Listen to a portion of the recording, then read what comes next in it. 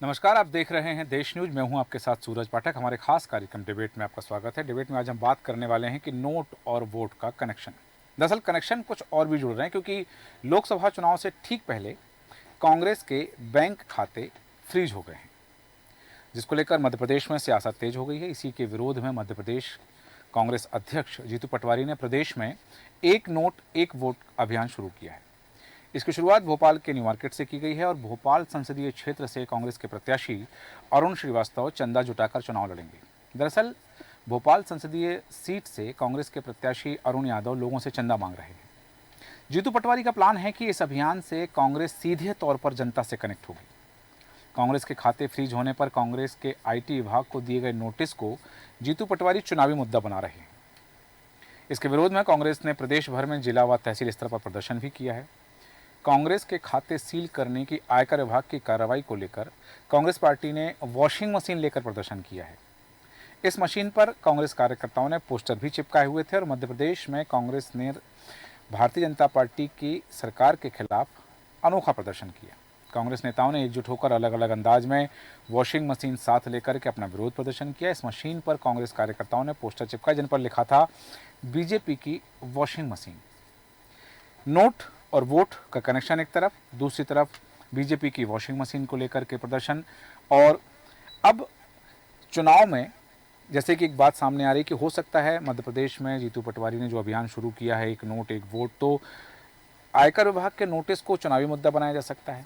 अब आयकर विभाग एक स्वायत्त संस्था है, इसे सत्ताधारी दल को घेरने के लिए कैसे प्रयोग किया जा सकता है और वॉशिंग मशीन रख करके प्रदर्शन करने की उपादेयता क्या है, और क्या जो नोट मांग रहे हैं वो कानून के दायरे में है, क्योंकि चंदे को लेकर वैसी चकल्लस चल रही है निरंतर रूप से। प्रधानमंत्री नरेंद्र मोदी खुद इलेक्टोरल बॉन्ड को लेकर के बयान दिए जा रहे हैं। कल भी उन्होंने कहा, आज भी उन्होंने कहा, और अब चंदे की बात की जा रही है कि एक नोट एक वोट, और इसका कनेक्शन वॉशिंग मशीन से क्या है। तमाम सवाल हैं, सवालों के जवाब के लिए हम चर्चा करेंगे। चर्चा में खास मेहमान हमारे साथ हैं। आपका परिचय कराते हैं मेहमानों से। हमारे साथ हैं भारतीय जनता पार्टी के प्रवक्ता मंजरी जैन जी। मंजरी जी, बहुत स्वागत है आपका देश न्यूज में।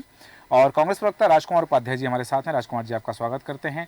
आम आदमी पार्टी के प्रवक्ता हेमंत जोशी जी हमारे साथ हैं। हेमंत जोशी जी, आपका स्वागत है। और राजनीतिक विश्लेषक डॉक्टर शिशिर उपाध्याय जी हमारे साथ हैं। डॉक्टर शिशिर उपाध्याय जी, आपका बहुत स्वागत है देश न्यूज में। और सबसे पहले राजकुमार उपाध्याय जी, आपके पास आना चाहूँगा कि कांग्रेस ने एक नोट एक वोट अभियान शुरू किया है। कांग्रेस के नेता जब चुनाव का नामांकन दाखिल करते हैं तो अपने संपत्ति का जिक्र करते हैं। उसमें अरबपति प्रत्याशी भी हैं जो खुद नहीं बल्कि पूरी पार्टी को चुनाव लड़ा सकते हैं। कुछ ऐसे प्रत्याशी भी हैं जो बहुत सक्षम हैं, और जितने प्रत्याशी मैदान में उतरे हैं सबके सब सक्षम हैं। और जो वो आय का ब्यौरा जब भरेंगे, जिन्होंने भरा है उनका तो पता है, लेकिन जो और भरेंगे तो सामने आ जाएगी बातें कि वो सक्षम है कि चुनाव लड़ सकते हैं यदि पार्टी उनको पैसा ना दे तब भी। तो फिर ये एक नोट एक वोट की उपादेयता क्या हो जाती है, और ये वॉशिंग मशीन का अभिप्राय, क्योंकि उसमें लिखा है भारतीय जनता पार्टी की मशीन, बीजेपी की वॉशिंग मशीन, क्योंकि वहाँ मशीन किसी और कंपनी की रखी है। यहाँ मैं कंपनी का नाम नहीं लेना चाहूँगा कि मार्केट में कई कंपनियों की मशीनें उपलब्ध हैं।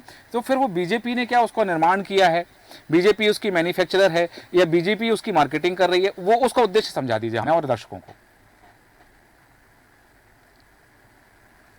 देखिए सूरज जी, जी पहले वॉशिंग मशीन पे आ जाए क्योंकि ये बड़ा प्रश्न है। जी। तो वॉशिंग मशीन का प्रतीकात्मक ये है कि भारतीय जनता पार्टी के देश और प्रदेश के जितने भारतीय जनता पार्टी के नेता हैं, जिन लोगों पर आरोप लगाते हैं भ्रष्टाचार के, अन्य अपराध के, किसी भी कारण को लेने पर जी, लेकिन जैसे ही वो भारतीय जनता पार्टी में शामिल होते हैं वो पाक साफ और पवित्र हो जाते हैं। के बाद बिल्कुल सफेद हो जाते हैं, उनमें कोई दाग नहीं रहता है। ठीक है। तो ये इस प्रकार की कौन सी पार्टी की ये वॉशिंग मशीन है कि जिसमें पहले आप ही उन पर आरोप लगाते और आपके जाने के बाद वो बिल्कुल पास होने लगते हैं। तो ये एक जनता जो विचार भी कर रही है और जनता देख रही है, जनता समझ रही है कि पहले भारतीय जनता पार्टी के नेता जिन पर आरोप लगाते थे, जैसे ही इनकी पार्टी में शामिल हुए तो वो उनके ऊपर आरोप प्रत्यारोप छोड़ उनकी सारी फाइलें बंद, उनके सारे प्रकरण ठीक है। और बिल्कुल तो शुद्ध होगा। राजकुमार जी, जैसा आपने कहा कि इस मशीन में नहा के सब इस मशीन में जाते हैं तो सब पाक साफ हो जाते हैं, मतलब ये माना जाए कि जैसे यदि किसी व्यक्ति ने अनजाने में कोई पाप कर लिया है, गंगा जी जाए तो गंगा जी नहा के, कांग्रेस के सारे नेता इस वॉशिंग मशीन वापस कांग्रेस में क्यों नहीं आ जाते फिर पाक साफ होकर के? बहुत सारे नेता अकेले कांग्रेस के नहीं जा रहे हैं, छोटे छोटे दलों के नेता भी जा रहे हैं। हाँ। और है डर दबाव लालच में ये हाल हो रहा है। और दूसरा, एक नोट एक वोट की जो बात है जी, ये बहुत बड़ी बात है। ये मैसेज है कि देश का आम चुनाव हो रहा है। ये आम चुनाव कह रहे हैं लोकतंत्र के लिए, लेकिन इसमें आपने कांग्रेस पार्टी के खाते फ्रीज कर दिए। आप लगातार नोटिस दे रहे हैं, बिल्कुल डर बना रहे हैं, तो कैसे निष्पक्ष चुनाव होगा? तो वो तो कई जो नोटिस आया है, कई सालों का टैक्स बकाया है, उसके लिए इनकम टैक्स विभाग ने नोटिस दिया है। उसके नेता कैसे सभा करेंगे? हाँ जी, कई सालों का टैक्स बकाया है, वो तो इनकम टैक्स ने उसका पूरा हिसाब बना के भेजा है कि इतना टैक्स आपके ऊपर बाकी, उसका टैक्स चुकाइए। तो ये तो आम जनता को भी भरना पड़ता है हर वर्ष। बिल्कुल, लेकिन आम जनता के पास पहले आ जाते हैं नोटिस मार्च में हर साल, और हर साल इसका अपन लोग शायद गर्मी भरते हैं। तो ये चलती रहती है। इसका चूंकि न्यायालय में मामले चल रहे हैं, इसलिए ज्यादा इसके बारे में टिप्पणी ना करते। ठीक है। अब हमें न्यायालय पर भी भरोसा है कि देश में एक न्यायालय एक ऐसा बचा है जिस पर लोकतंत्र को बचाने की बहुत बड़ी जिम्मेदारी। ठीक है, न्यायालय पर आपको भरोसा है। जीतू पटवारी जी ने इस अभियान की शुरुआत करी है कि हम एक वोट के साथ एक नोट लेंगे। ठीक है, जिससे जनता पार्टी के प्रति भावनात्मक रूप से भी जुड़े और वोटात्मक रूप से भी जुड़े। ठीक है, जैसा आपने कहा कि भावनात्मक रूप से पार्टी से जनता जुड़े, मतलब ये मुद्दों का चुनाव नहीं है, वापस आऊंगा आपके पास में, लेकिन जो बात आपने कही है, और मेरा अगला सवाल ये हो कि ये भावनात्मक रूप से चुनाव लड़ा जाएगा। और मंजरी जैन जी, आपके पास आ रहा हूं। जैसा कि अभी राजकुमार जी ने कहा कि बीजेपी की वॉशिंग मशीन में वो जिन पर पहले आरोप लगते हैं और जिन पर भ्रष्टाचार के आरोप लगाए जाते हैं, जब वो बीजेपी में शामिल हो जाते हैं, बीजेपी की वॉशिंग मशीन में चले जाते हैं, तो वो साफ हो जाते हैं। इस पर आपकी टिप्पणी चाहता हूं, मंजरी जैन जी। देखिए, आरोप प्रत्यारोप काम नहीं है, नकारात्मकता से भरी हुई है कांग्रेस। और सूरज जी, मुझे आवाज रिपीट आप लोगों की आवाज क्या आपके हैंडसेट का स्पीकर ऑन है क्या मंजरी जी? तो हो सकता है इस कारण से आपको साउंड इको हो रहा होगा। स्पीकर ऑफ कर दीजिएगा आपके हैंडसेट का। जी जी, ठीक है। हमारी टेक्निकल टीम से कहूँगा कि देखें क्या टेक्निकल एरर है, उसे ठीक करें। तो वापस आऊँगा आपके पास में। हेमंत जोशी जी, आपके पास आ रहा हूँ कि इस समय चुनावी मुद्दों को लेकर जो बात हो रही है, ठीक है, चुनाव हुआ है, प्रत्याशियों ने प्रथम चरण के नामांकन दाखिल कर दिए हैं, दूसरे चरण की नामांकन प्रक्रिया शुरू है। ऐसी स्थिति में क्या ये जो बातें सामने आ रही हैं, क्योंकि आप जिस गठबंधन में हैं, यदि वो कहें कि हमें एक नोट के साथ एक वोट चाहिए, और ये हम इसलिए कि भावनात्मक रूप से जोड़ सकें, एक इमोशनल अटैचमेंट हम जोड़ सकें, ये बात चुनाव के समय ही की जानी थी कि इमोशनल अटैचमेंट हो सके, क्योंकि 5 साल का समय था। 5 साल के समय में कांग्रेस या विपक्षी दल जितने भी हैं, यदि उन्हें 2024 में सत्ता पर काबिज होना है, तो वो भावनात्मक रूप से मतदाता से जुड़ने का यही एक समय था। इतने वर्षों तक इस बात की याद नहीं आई। देखिए, कोई भी राजनीतिक पार्टी का उम्मीदवार होता है, वो मतदाताओं से मिलने जाता है, तो मतदाताओं से यदि वो पैसा भी मांग रहा है, क्योंकि भारतीय जनता पार्टी जो है पूरा देश पे अपना खुद का राज करना चाहती है, पूरा विपक्ष को खत्म करना चाहती है। वो तो जो भ्रष्टाचारी है, मुकुल राय है, अजित पवार है, 70 हजार करोड़ के घोटाले किए हुए लोग पार्टी में लेके गंगा नहा देते हैं। दूसरे यदि दूसरों को कुछ पैसे देते तो उनके ऊपर प्रतिबंध लगाते। तो भारतीय जनता पार्टी तो विपक्ष को खत्म करने में लगी है। अभी तो हम डिबेट पे बैठे, थोड़े दिनों में हमको डिबेट पे भी बैठने में रोक लगा देगी। ये लोकतंत्र है। आपको यूनाइटेड स्टेट बोल रहा है कि भारत में निष्पक्ष चुनाव हो ही नहीं रहे। जब निष्पक्ष चुनाव नहीं हो रहे तो कैसे करेंगे आप? आर्थिक रूप से पंगु बना देंगे, आप चुनाव प्रचार नहीं करने देंगे तो कैसे करेगा? जो कांग्रेस कर रही है वो सही कर रही है।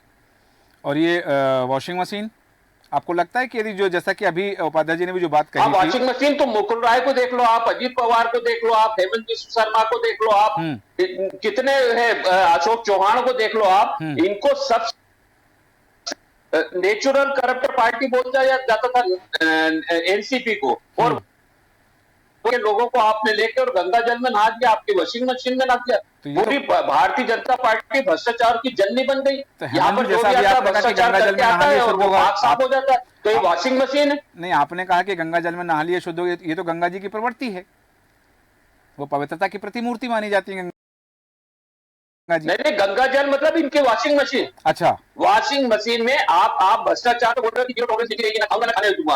आपने अजीत पवार को उप मुख्यमंत्री क्यों बनाया जब वो भ्रष्टाचारी था? मुकुल राय था, वो भ्रष्टाचारी था, उसको क्यों बनाया? शुभेंदु अधिकारी को क्यों बनाया? अशोक चौहान को क्यों बनाया? आप तो पूरे देश के जितने भी भ्रष्टाचारी है उनको सबको भारतीय जनता पार्टी में ले रहे हो और बोलते हो कि विपक्ष भ्रष्टाचारी है। आपकी पार्टी में सबसे ज्यादा भ्रष्टाचारी। यदि आपको लग रहा है, मैं जोशी जी, जैसा आपने कहा कि सारे भ्रष्टाचारी हैं वो बीजेपी में जा रहे हैं, यदि कांग्रेस में हो या विपक्षी दलों में जितने भ्रष्टाचारी हैं, यदि वो बीजेपी में जा रहे हैं तो मतलब विपक्ष शुद्ध हो रहा है, फिर तो अच्छी बात है ये। अरे शुद्ध हो रहा है तो आप कहते हो कि न खाऊंगा ना, आप कहते हो कि विपक्ष भ्रष्टाचार है, हम इनके ऊपर कार्रवाई कर रहे हैं, तो इन लोगों के ऊपर कार्रवाई क्यों नहीं हो रही है? अजीत पवार पे कार्रवाई क्यों नहीं हो रही है? मुकुल राय पे कार्रवाई क्यों नहीं हो रही है? शुभेंदु अधिकारी पे कार्रवाई क्यों नहीं हो रही है? आम आदमी पार्टी ने जिनका आप नाम गिना रहे हैं जोशी जी, जिनका आप नाम गिना रहे हैं, क्या आम आदमी पार्टी ने इनके खिलाफ कभी किसी कोर्ट में इस्तेगासा लगाया है साक्ष्यों के साथ कि ये भ्रष्टाचारी हैं? देखिए, जो राजनीतिक पार्टी है उन्होंने प्रदर्शन भी किया है, पूरी तरह से व्यक्तित्व भी दिया है और अपोज भी किया है। ठीक है, पर आपके तो कथनी और करनी में कितना अंतर, ये देखिए भारतीय।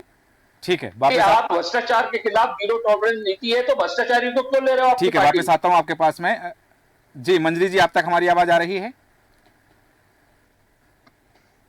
मंजरी जैन जी, आप हमें सुन पा रहे हैं?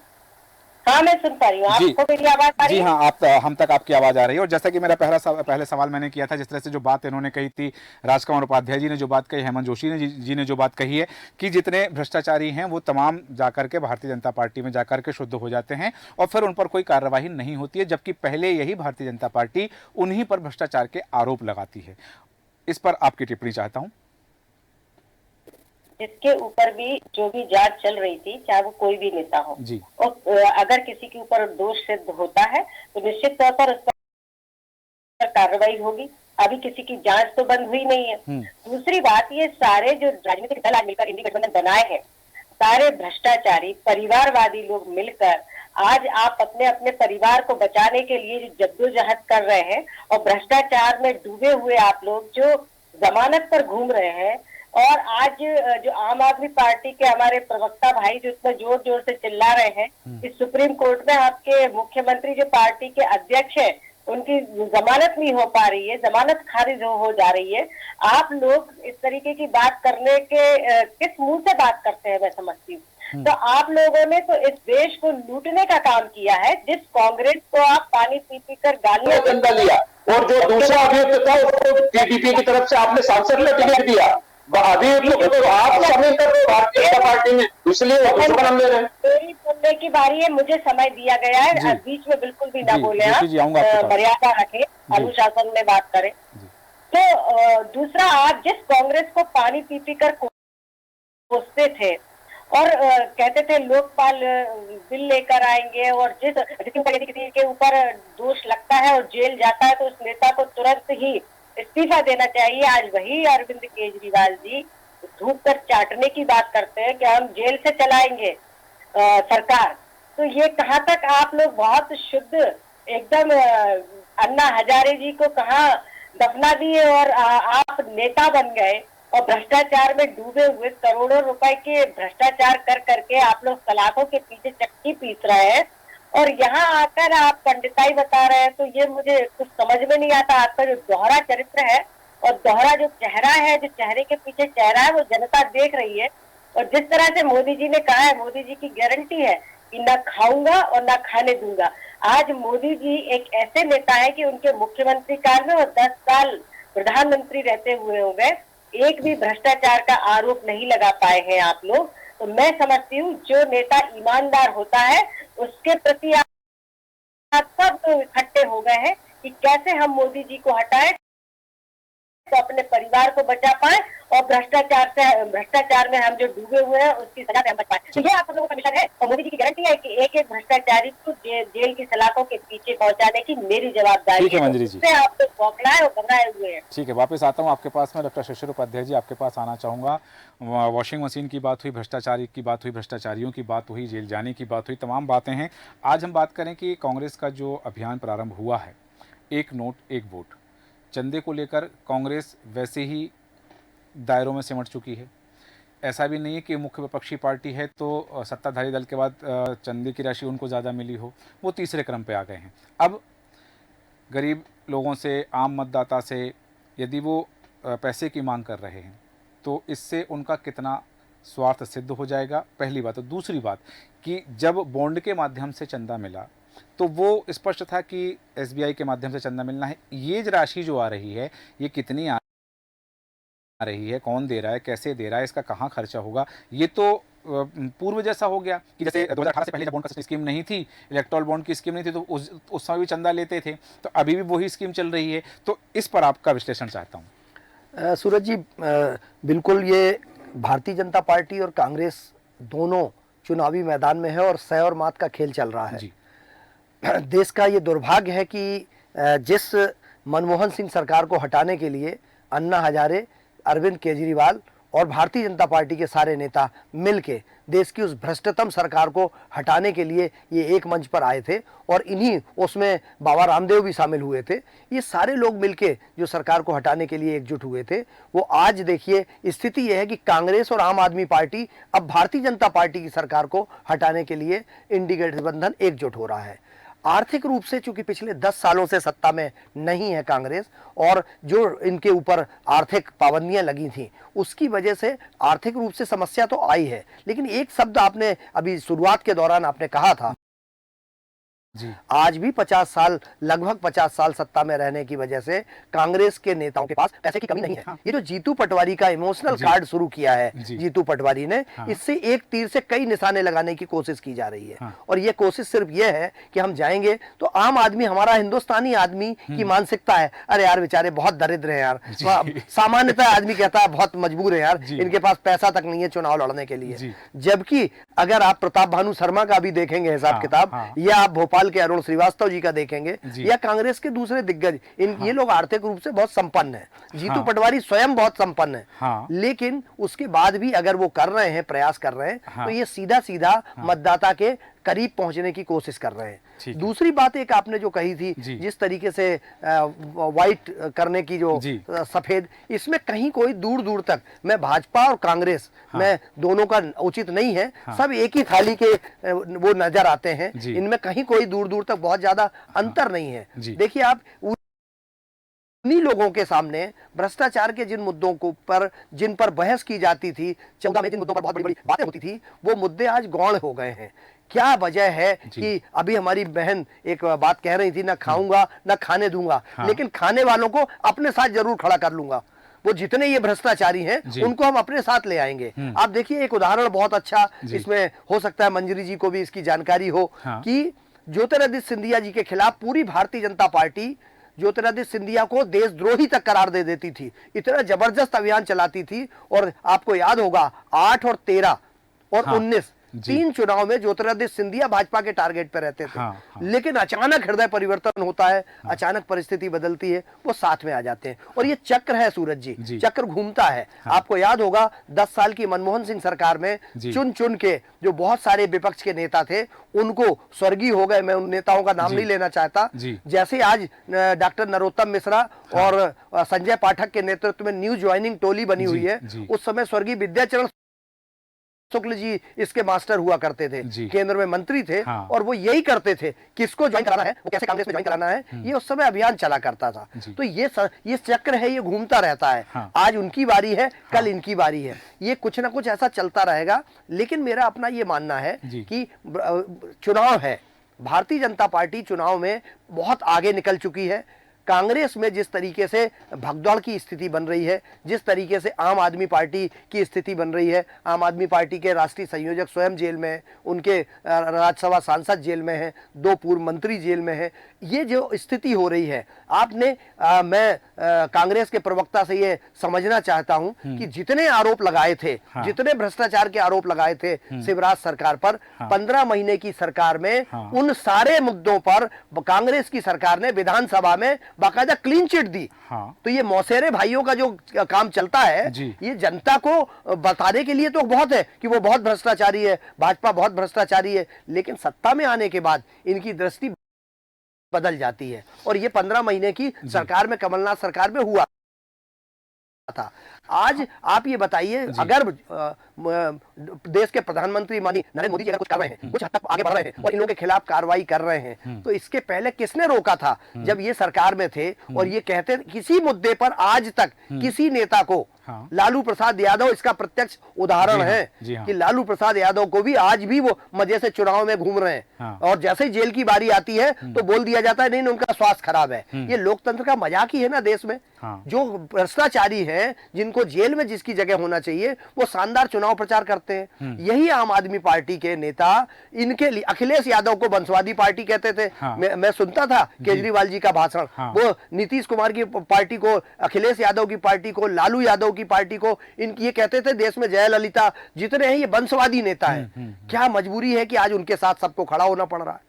जो सत्ता में रहता है, मनमोहन सिंह जी उस समय कांग्रेस में सत्ता में थे, उस समय कांग्रेस के खिलाफ चाहे आम आदमी पार्टी हो, चाहे भारतीय जनता पार्टी हो, चाहे नीतीश कुमार हो, देश के सारे शासक और जो उस विपक्षी थे वो एकजुट थे। आज सत्ता में भाजपा है तो उसके खिलाफ ये विपक्ष एकजुट है, लेकिन करना धरना किसी को कुछ नहीं है। सूरज जी सीधा एक मामला है, जनता को किस तरीके से, कैसे हम ठगे, जनता को बेवकूफ बनाएं, हम अपना सत्ता में बैठे और उसके लिए चाहे कांग्रेस हो, चाहे आम आदमी पार्टी हो, चाहे दूसरे लोग हों। आप ये बताइए, लोकतंत्र की बात की जाती है, आम आदमी पार्टी जनता से सर्वे कराती है, जनता से पूछती है कि बताओ इस्तीफा दें कि नहीं दें। अरे भैया ये आपके भाषण है। आप उस समय जब वहां धरने पे बैठे थे, आप कहते थे अगर मेरी कमीज पर एक भी दाग लगा, एक ने भी उंगली उठाई तो मैं 1 सेकंड नहीं लगाऊंगा सत्ता से इस्तीफा देने में। आज आपके मंत्री जेल में हैं, तो कई लंबे समय तक वो उप मुख्यमंत्री जी और वो जो एक जेल मंत्री थे वो जेल में मंत्री के रूप में काम करते रहे। तो आज नैतिकता तो ये कहती है कि किसी और को आप जिम्मेदारी दे दें और कम से कम अगर भ्रष्टाचार पे आपकी नियत पाक साफ है, क्या वजह है, मुझ में कोई ना कोई गलती तो होगी सूरज जी। मेरे सारे साथी मुझे छोड़ के जा रहे हैं। अगर भारतीय जनता पार्टी में जा रहे हैं तो कहीं ना कहीं वो नजर आ रहा होगा। हम आरोप लगा सकते हैं कि वो ईडी के दबाव में, पीडी के दबाव में, सीबीआई के दबाव में, लेकिन आपको छोड़ के अगर गए हैं नेता लोग और अगर आम आदमी पार्टी के लोग जेल पहुंच रहे हैं तो कहीं ना कहीं हल्का सा चिंगारी तो है। धुआं वैसे ही कभी नहीं निकलता है। तो सूखी राख में नहीं धुआं निकलेगा, कहीं ना कहीं कुछ ना कुछ ऐसी चिंगारी है, तो इसलिए ऐसा हो रहा है। तो मुझे लगता है कि ये देश के लोकतंत्र को बचाने के लिए जनता सब जानती है, जनता को निष्पक्ष खड़े होकर मतदान करना चाहिए और कम से कम चाहे 1 रुपए और 1 नोट की बात हो, चाहे गारंटी हो, ये गारंटी दे के 5 साल इसके पहले आप देखिए, इसके पहले एक चला था, मैं देश का चौकीदार हूं, मैं भी चौकीदार। यस, याद होगा आपको। उसका पहले का चुनाव चाय पे लड़ा गया था और आज जो है गारंटी पे लड़ा जा रहा है। पब्लिक इसी में घूमती रहती है कि जाए तो जाए, वो चाय वाले पे भरोसा करे या मैं चौकीदार हूं पे भरोसा करे या अपनी इस गारंटी पे भरोसा करे। तो पब्लिक को नए नए जुमले दे दिए जाएं, पब्लिक को नया नया लॉलीपॉप दे दिया जाए और पब्लिक को सबसे बड़ी समस्या है उसको महंगाई, सबसे बड़ी समस्या है उसको बेरोजगारी, सबसे बड़ी समस्या है उसके रोजगार का, विकास का। तो इन सारी चीजों पर ध्यान डाइवर्ट करने के लिए इस तरह के नए नए मुद्दे लाते हैं और इससे न कांग्रेस को मतलब है, न आम आदमी पार्टी को मतलब है और न भाजपा को मतलब है। ये तमाम चीजें जो हैं इस पर चूंकि बृहद चर्चा और विस्तृत और व्यापक पैमाने पर इस पर विमर्श की आवश्यकता है और यही बात लेकर के राजकुमार उपाध्याय जी आपके पास आना चाहूँगा। जो बात हुई कि 2 बातें, एक तो ये कि जो लोग भ्रष्टाचार थे, आप जिन्हें तथाकथित भ्रष्टाचारी कह रहे हैं, वो जब आपके साथ थे, उन पर आरोप लगे, तो क्या आपने उनकी जांच की? पहला सवाल। और दूसरा सवाल कि जो बात अभी उपाध्याय जी ने बात कही, डॉक्टर शशर उपाध्याय जी ने जो बात कही कि कांग्रेस आपकी अपेक्षा भारतीय जनता पार्टी कभी चाय वाले को लेकर के, कभी चौकीदार को लेकर के, और आज गारंटी की बात हो रही है, आज देश मोदी के परिवार की बात हो रही है, तो भारत कांग्रेस कहाँ पीछे रह जा रही है इन चीजों में?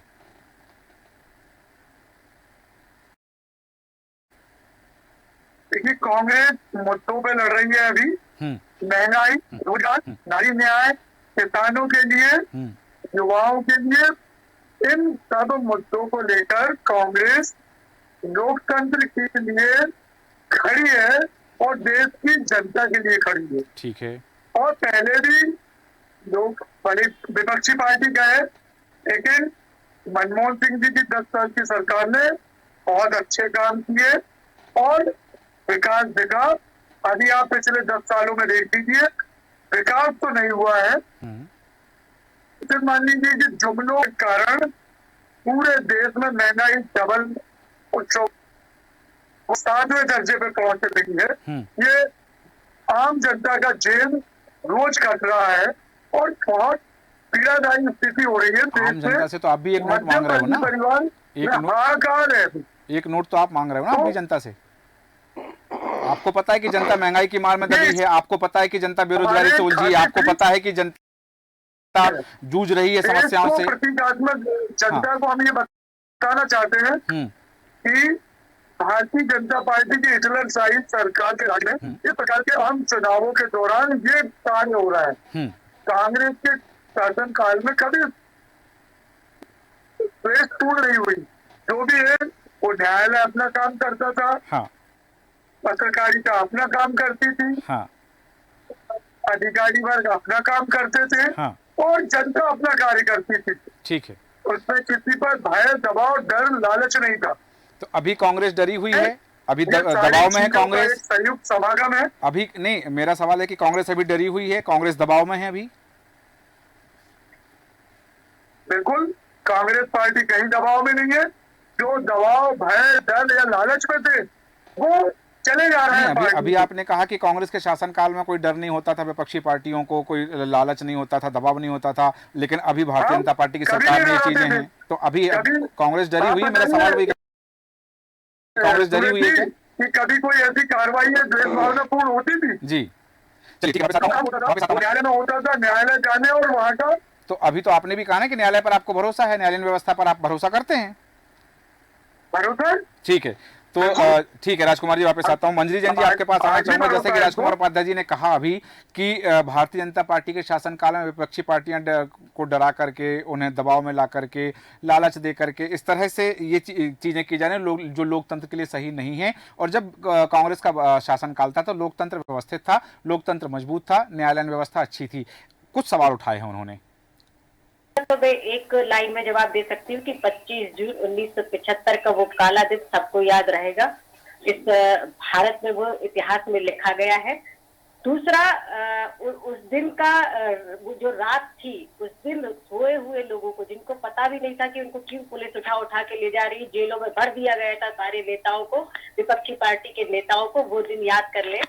दूसरा, कई बार संविधान में संशोधन हुए और उस दिन भी संशोधन हुआ, साहिबानो केस में भी संशोधन हुआ। तो मैं समझती हूँ 50 साल के इतिहास में कांग्रेस शासन के काल में। मंजरी जी क्षमा चाहूंगा, आपने एक बात कही, स्पष्टीकरण चाहूंगा उसका। जैसा आपने कहा कि 75 का दिन याद है, 75 में ये हुआ था, तो अभी जो हो रहा है वो उसकी पुनरावृत्ति है, उसका बदला है क्या? नहीं, उन्होंने जो बात कही कि डराने और धमकाने की बात, हाँ। यही बता रहे हैं, ये मंजरी जी का कहना यही है कि ये हम बदला लेने की भावना से कर रहे हैं। आ रहा हूँ राजकुमार जी, आपके पास आ रहा हूँ। सूरज जी, मेरी बात को आपने गलत समझा है। नहीं, इसलिए मैंने कहा कि स्पष्ट करें। मैंने सिर्फ ये कहा कि स्पष्ट करें उसे। जी, कि मैंने पहले ये लाइन कही कि वो दिन था, दमन चक्र जो चला था, जो काला दिन था, वो था नेताओं को डरा धमका कर उनको भर दिया गया था जेलों में, सोते में से उठाकर। पता नहीं था उनको क्यों जेल में डाला जा रहा है, और 19 महीने की जेल हुई थी, और कई लोगों की माँ ने अपना दम तोड़ दिया था पुत्र के इंतजार में। तो मैं पूरा परिवार और पूरी जो भारत की उस समय स्थिति थी 19 महीने के लिए, 20 महीने के लिए, वो इस देश की जनता ने देखा है कि वो इतिहास हमेशा इस देश में रहेगा। दूसरी बात, उपाध्याय जी की भी बात का मैं जवाब देना चाहूंगा, उसी में देना चाहूंगी, उसी में हमारे कांग्रेस की जो प्रवक्ता है उनकी बात का भी जवाब आ जाएगा कुमार जी की। जी। तो मैं जैसे कि उपाध्याय जी ने कहा था कि सारी पार्टियां चोर चोर मौसेरे भाई, हाँ। लेकिन मैं उपाध्याय जी की बात को मैं बता देना चाहती हूँ कि भारतीय जनता पार्टी की सरकार है, मोदी का शासनकाल है। इस समय चोर चोर मौसेरे भाई नहीं, ये सारे चोरों को चक्की पिसवाई जा रही है, सलाखों के पीछे भेजा जा रहा है। भारतीय जनता पार्टी की एक विचारधारा है, उस विचारधारा के लिए हर कार्यकर्ता काम कर रहा है, चाहे वो अन्य राजनीतिक दलों से आ रहा हो, चाहे वो हमारे पार्टी का कार्यकर्ता हो। मंजू जी, सवाल उसी पर उठ रहा है, सवाल उसी पर उठ रहा है कि जो बीजेपी में शामिल नहीं हो रहा है वो जेल जा रहा है, इसलिए तो सवाल उठ रहे हैं। बिल्कुल ये गलत आरोप लगाए गए हैं और लगाए जा रहे हैं। ये भ्रम फैलाने की स्थिति है। कांग्रेस के पास भ्रम फैलाने के अलावा, पाखंड फैलाने के अलावा, झूठ बोलने के अलावा कोई काम बचा नहीं है। इनके पास कोई मुद्दा नहीं है, क्योंकि 50 साल रहने के बाद आऊंगा राजकुमार जी आपके पास। बोलिए, राजनीति के बीच में मत बोलिए। 2014 के पहले जो अर्थव्यवस्था जो हमारी थी वो 11वें नंबर पर थी, आज हम विश्व की 5वीं अर्थव्यवस्था बन गए हैं। आज हमारे देश की रोडें आप ये बताइए, ये लोग राजकुमार जी समय की सीमा का ध्यान रखेंगे हम। ठीक है राजकुमार जी, मुद्दे की बात करिए, वॉशिंग मशीन वाली। ठीक है राजकुमार जी, उस बात का मैं जवाब जब मेरा पहला राउंड आया था मैं दे चुकी हूँ। आप फिर से देखिएगा डिबेट समय खराब मत करिए। जो बात है उसको आने दीजिए, जो बात अब चल रही है। आप डिबेट को फिर से देखेंगे तो आप क्योंकि मंजू जी समय की सीमा का ध्यान रखेंगे, कम शब्दों में अपनी बात पूरी कर दी। राजकुमार जी वापस आऊंगा। मंजू जी कम शब्दों में अपनी बात पूरी करें। जी, तो हमने विकास के नए आयाम गढ़े हैं देश को सर्वश्रेष्ठ बनाने के लिए। देश प्रथम, ये हमारी विचारधारा है। पंडित दीनदयाल उपाध्याय जी की विचारधारा को एकात्म मानववाद को लेकर हम काम कर रहे हैं। श्यामा प्रसाद मुखर्जी जो धारा 370 के लिए लड़े थे, उसको हटाने का काम किया। लेकिन एजेंडे को लेकर, जिस विचारधारा को लेकर भारतीय जनता पार्टी का गठन हुआ था, उसको हमने अक्षरशः मोदी जी के नेतृत्व में हमने उसको पूरा किया है। तो निश्चित तौर पर जो मोदी जी कहते हैं, जो भारतीय जनता पार्टी कहती है, उस पर जनता विश्वास करती है, और इसलिए हम कहते हैं कि 2024 में 400 पार। ठीक है, जैसा कि है बात है कि 2024 में 400 पार। हेमंत जोशी जी कम शब्दों में आपकी प्रतिक्रिया चाहूंगा कि अभी जो तमाम बातें हुई, भ्रष्टाचार की बात हुई और डराने की और दबाव की बात हुई, लालच की बात हुई, और जैसा कि अभी बात भी हुई मंजरी जी ने जो बात कही, तो मैंने एक सवाल पर भी उनका ध्यान आकर्षित करा कि सवाल इसलिए उठ रहे हैं कि जेल में वो भ्रष्टाचारी जा रहे हैं, वो लोग जा रहे हैं जो जिन्हें तथाकथित भ्रष्टाचारी कहा जा रहा है, जो भारतीय जनता पार्टी की डोर नहीं थाम रहे हैं। इसको लेकर के बात है, क्योंकि अभी चर्चा में पिछली बार बात भी आया कि आम आदमी पार्टी के कई मंत्री, पूर्व मंत्री जेल में हैं, वर्तमान में मुख्यमंत्री जेल में हैं। इसको लेकर के आप क्या कहें कि भारतीय जनता पार्टी दमनकारी नीति अपना रही है क्या?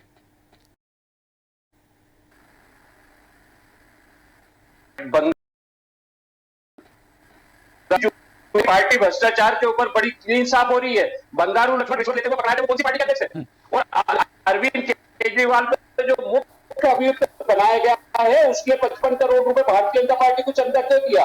और जो दूसरा अभियुक्त था वो भारतीय जनता पार्टी की सहयोगी पार्टी कितने रही है? ये सब भारतीय जनता के साथ मिले हुए लोग हैं और ये विपक्ष को कर रहे हैं। आप तो ओम प्रकाश चौटाला जो जेल में रहे, उनके साथ में सरकार बनाते थे। ठीक है, सुचिता की बात करते हो, ईमानदारी और भ्रष्टाचार की वो बात करते हो, आप तो ऐसे लोगों के साथ सरकार में रहे हो। चुनाव से पहले मध्य प्रदेश में कानन बेल घोटाला हुआ, नर्सिंग होम घोटाला हुआ, पटवारी घोटाला हुआ, सीएसटी घोटाला हुआ, व्यापम घोटाला हुआ। लेकिन जोशी जी आपने शायद डॉक्टर शिशिर उपाध्याय जी का वक्तव्य नहीं सुना। उन्होंने कहा कि कांग्रेस की सरकार को उखाड़ फेंकने के लिए आंदोलन किया था, उसी से आम आदमी पार्टी का उद्भव हुआ है। तो आज वही कांग्रेस आपको अच्छी लग रही है? देखिए, अभी प्रजातंत्र को बचाना, लोकतंत्र को बचाना, देश को बचाना, वो सोचते हुए इतनी सख्त टिप्पणी यदि यूनाइटेड स्टेट ने की है, तभी भारतीय लोकतंत्र के ऊपर इतनी सख्त टिप्पणी की है। ठीक है, जर्मनी ने बोला, अमेरिका ने बोला, यूनाइटेड स्टेट ने बोला, जो भारत में लोकतंत्र है वो बहुत बुरी पोजीशन पे। यदि लोकतंत्र नहीं बचेगा तो कुछ नहीं बचेगा यहाँ पर। यह तानाशाही चलेगी और राजशाही चलेगी। बिल्कुल, आम आदमी पार्टी को चिंता है कि भारत का लोकतंत्र स्वस्थ रहे, सुरक्षित रहे, और चूंकि दुनिया का सबसे बड़ा लोकतंत्र है। डॉक्टर शिशिर उपाध्याय जी आपके पास आना चाहूंगा, चूंकि समय की सीमा है, कम शब्दों में प्रतिक्रिया चाहूंगा कि चुनाव के समय क्यों राजनीतिक दलों को लगता है कि लोकतंत्र खतरे में है, प्रजातंत्र खतरे में है? सूरज जी, जो कि पुनरावृत्ति ना हो इसलिए मैं वो पुराने शब्द इस्तेमाल नहीं करूंगा। मेरा ये मानना है कि सब सत्ता की लड़ाई है। हाँ। सेवा की बात अब वो खत्म हो गई। हाँ। आजादी के समय सेवा की बात होती थी, हमारे लोग देश को आजाद कराने के लिए देश सेवा के लिए होते थे। ये मेवा खाने के लिए ये जो लोग जमीन पर उतरते हैं और जनता को किस तरीके से उनका वो किया जाए, क्योंकि मंजरी जी भारतीय जनता पार्टी की प्रवक्ता है, उनकी मजबूरी है कि उनको अपनी पार्टी को सेव करना है। राजकुमार जी कांग्रेस के प्रवक्ता है, उनकी मजबूरी है, ये खुद स्वयं ये जानते हैं। ये मंजरी जी अपने ये अंतर उसमें जाके ये सोचती होंगी कि ये 1000 रुपए का सिलेंडर क्यों मिल रहा है, मेरा बेटा जब जाता है पेट्रोल डलवाने 108 रुपए का पेट्रोल क्यों मिलता है, या आटा गेहूं दाल चावल, क्योंकि इनके नेताओं ने ही साइकिल चलाई है मुख्यमंत्री रहते हुए। शिवराज सिंह चौहान जी ने जब उस समय 60 रुपए पेट्रोल हुआ करता था तो साइकिल से बल्लभ भवन जाते थे नौटंकी करने के लिए, उस समय जाया करते थे। और बैलगाड़ी पे सिलेंडर रख के और इनकी नेता जो केंद्र में मंत्री हैं वो उस समय 300 रुपए का सिलेंडर बैलगाड़ी में रख के दिल्ली में यात्रा सर पे सिलेंडर रख के निकालती थी। आज 1000 का सिलेंडर, लेकिन उनको लगता है कि ये देश बचाने के लिए। मैं एक बात और कहना चाहूंगा हमारे आम आदमी पार्टी और कांग्रेस के मित्रों को कि भारतीय जनता पार्टी को हर मामले को उठाना और जनता तक पहुंचाना आता है, हमारे विपक्ष के साथियों को नहीं आता। ये लंबे समय तक कांग्रेस पार्टी के लोग सत्ता में रहे हैं, लग्जरी लाइफ जी है। भारतीय जनता पार्टी सड़क पर उतर जाती है और किस तरीके से उस मुद्दे को उठा देती है, और यही हाल अब आम आदमी पार्टी का भी हो गया है। इनको जो जिन मुद्दे ये बता रहे हैं, इन मुद्दों को क्यों नहीं सड़क पे लेके गए? एक भी कोई प्रदर्शन, एक भी कोई ऐसा बड़ा आंदोलन कांग्रेस और भाजपा आम आदमी पार्टी खड़ा क्यों नहीं कर पाई? मैं मंजरी जी ने आज तक इस मुद्दे पर जब भी बात की जाएगी, कोई भी महंगाई की बात की जाएगी तो दूसरी बातें बहुत सारी होती हैं, लेकिन क्या मणिपुर का सच, मणिपुर इस देश का हिस्सा नहीं है क्या मणिपुर का सच कभी इन्होंने स्वीकार किया? ये इनको बंगाल बहुत दिखता है। इनको देश के प्रधानमंत्री माननीय नरेंद्र मोदी जी ने बिहार में एक भाषण में कहा कि अगर नीतीश कुमार जीते तो पाकिस्तान में फटाके फूटते हैं। उसी नीतीश जी के साथ सरकार बना लेते हैं हम। वो ये कहते हैं कि ये देशद्रोहियों के खिलाफ, हम जो जम्मू कश्मीर में सरकार बनाई थी उनको देशद्रोही कहा जाता था, उनको पाकिस्तान का एजेंट कहा जाता था, उन्हीं के साथ सरकार बना ली जाती है। तो ये सत्ता के लिए कुछ भी करने वाली जो मंशा है, ये अब सेवा की बात भूल चुके हैं। अब सिर्फ मेवे के लिए, सत्ता में रहने के लिए लड़ाई लड़ते हैं। और हमारे सारे साथी सत्ता में होने का अभिप्राय यह है, क्या सत्ता में रह के ही सेवा की जा सकती है? क्या जोशी जी बिना सत्ता में रहे सेवा नहीं कर सकते क्या राजकुमार जी बिना सत्ता में रहे सेवा नहीं कर सकते क्या? लेकिन भारतीय जनता पार्टी के साथ एक बहुत बड़ा प्लस पॉइंट है कि वो सत्ता में रहते हुए भी सत्ता के लिए पूरे टाइम संघर्ष करती रहती है। वो उसने विपक्ष को इस लायक भी नहीं रहने दिया है कि वो गिनती में आ जाए, चाहे केंद्र में हो, चाहे मध्य प्रदेश में हो, चाहे अन्य राज्यों में हो। तो ये स्ट्रेटेजी है अपनी सूरज जी। और मुझे लगता है कि भाजपा आज के दौर में आम आदमी पार्टी, कांग्रेस और दूसरी पार्टियों से कोसों आगे निकल चुकी है, क्योंकि उनके नेता खुद कहते हैं कि हम एक चुनाव जीतने के बाद दूसरे चुनाव में जुट जाते हैं। बिल्कुल बराबर सही कहा आपने कि 24/7 इलेक्शन मोड में रहने वाली भारतीय जनता पार्टी, चाहे मुद्दों की बात करें या मुद्दों को हवा देने के विषय की बात करें, तो भारतीय जनता पार्टी दूसरे दलों की अपेक्षा कहीं आगे दिखाई देती है। और बात जब होती है, जैसा अभी बात हुई कि प्रदर्शन हो रहा है वॉशिंग मशीन रख करके, तो वहाँ पर यह बात जरूर हो रही है कि बीजेपी की वॉशिंग मशीन है, लेकिन उस बीजेपी की वॉशिंग मशीन में धुल कौन रहे हैं? यदि उनको पाक साफ करार दिया जा रहा तो वो कल तक आपके साथ ही थे, आज गए हैं। तो इस पर आपको आत्ममंथन की आवश्यकता है कि आखिर उन्होंने आपका साथ क्यों छोड़ा। हालांकि बिंदुओं ने जिन पर हम चर्चा कर सकते हैं, पर समय अनुमति नहीं देता, इसलिए चर्चा को विराम देंगे। मंजरी जैन जी, राजकुमार उपाध्याय जी, हेमंत जोशी जी, डॉक्टर शिशिर उपाध्याय जी, आप सभी का धन्यवाद चर्चा में शामिल होने के लिए। और कांग्रेस के खाते सीज होने पर जो प्रदर्शन चल रहा है, उन प्रदर्शनों में एक अलग तरह की बात देखने के लिए सामने आ रही है कि जहां कई जगह देखा जा रहा है कि वॉशिंग मशीन सामने रखी जा रही है, दूसरी तरफ एक नोट एक वोट अभियान चलाया जा रहा है, पब्लिक से पैसा मांगा जा रहा है और ये बताया जा रहा है कि ये भावनात्मक जुड़ाव है। इसे भावनात्मक जुड़ाव कहें या मुद्रात्मक कहें, या फिर इसको ये भी कहा जा सकता है कि ये फाइनेंशियल जुड़ाव हो सकता है कि ये फाइनेंशियल अटैचमेंट होगा तो जनता साथ देगी। अब ये कितना साथ देगी, उसके क्या परिणाम परिलक्षित होंगे, ये तो चुनाव परिणाम बताएंगे। फिलहाल हमारे आज के खास कार्यक्रम में इतना ही। बने रहें देश न्यूज के साथ। नमस्कार।